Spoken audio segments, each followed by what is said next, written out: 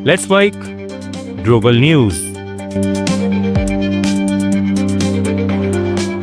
नमस्कार, let's mic global news में आपका स्वागत है। मैं हूं राखी जैन। कनाडा ने इजराइल की ओर से कब्जे वाले वेस्ट बैंक में 19 नई बस्तियों को मंजूरी देने के फैसले की कड़ी निंदा की है। कनाडा की विदेश मंत्री अनीता आनंद ने कहा, बस्तियों का लगातार विस्तार अंतर्राष्ट्रीय कानून के खिलाफ है और 20 सूत्रीय शांति योजना को खतरे में डालता है। अनीता आनंद ने कहा, ऐसे कदम साफ तौर पर दो राष्ट्र समाधान की संभावनाओं को कमजोर करते हैं और इजराइल और फलस्तीन के लोगों के लिए शांति और सुरक्षा के अंतिम उद्देश्य को नुकसान पहुंचाते हैं। इजराइल की सुरक्षा कैबिनेट ने हाल ही में कब्जे वाले वेस्ट बैंक में 19 नई बस्तियों को मान्यता देने का फैसला किया है। अति दक्षिणपंथी नेता और वित्त मंत्री बेजलेल स्मोट्रिच ने रक्षा मंत्री इजराइल कॉट्स के साथ मिलकर यह प्रस्ताव रखा था। स्मोट्रिच ने कहा, यह फैसला फलस्तीनी राज्य की स्थापना को रोकने से जुड़ा है। सऊदी अरब ने भी इजराइल के इस कदम की निंदा की है। रूस ने यूक्रेन के दक्षिणी क्षेत्र ओडेसा पर अपने हमले तेज कर दिए हैं। इन हमलों से बड़े पैमाने पर बिजली आपूर्ति बाधित हुई है और क्षेत्र के समुद्री इंफ्रास्ट्रक्चर पर खतरा बढ़ गया है। यूक्रेन के उप प्रधानमंत्री ओलेक्सी कुलेमा ने कहा कि रूस इस क्षेत्र पर सुनियोजित हमला कर रहा है।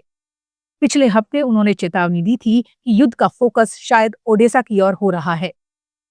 राष्ट्रपति व्लादिमीर जेलेंस्की ने कहा कि बार बार हो रहे ये हमले यूक्रेन को समुद्री लॉजिस्टिक तक पहुंच से रोकने की रूस की कोशिश है।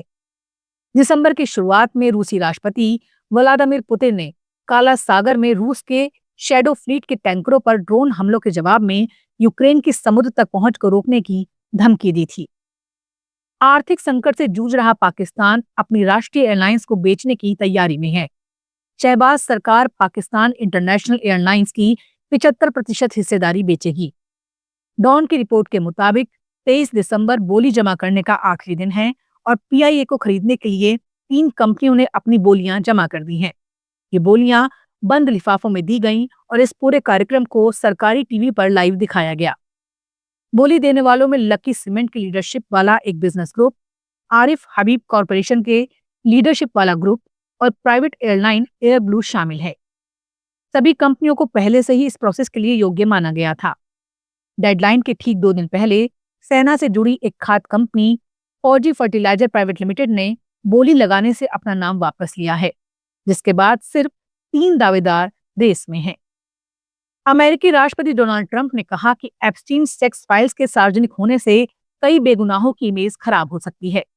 कई ऐसे लोग थे जिनका जेफरी एप्स्टीन के अपराधों से कोई लेना देना नहीं था, वो बस कभी उससे मिले भर थे। ट्रंप ने फ्लोरिडा में अपने मार-ए-लागो रिजॉर्ट में पत्रकारों से बात की।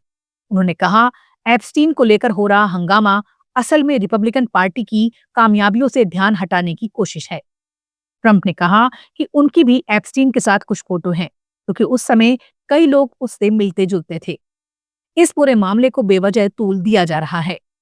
जब उनसे पूछा गया कि इन फाइलों में पूर्व राष्ट्रपति बिल क्लिंटन की तस्वीरें सामने आने पर उनका क्या रिस्पॉन्स है, इस पर ट्रंप ने कहा, मुझे बिल क्लिंटन पसंद है, मेरे उनसे अच्छे रिश्ते रहे हैं, मुझे अच्छा नहीं लगा कि उनकी तस्वीरें सामने आई।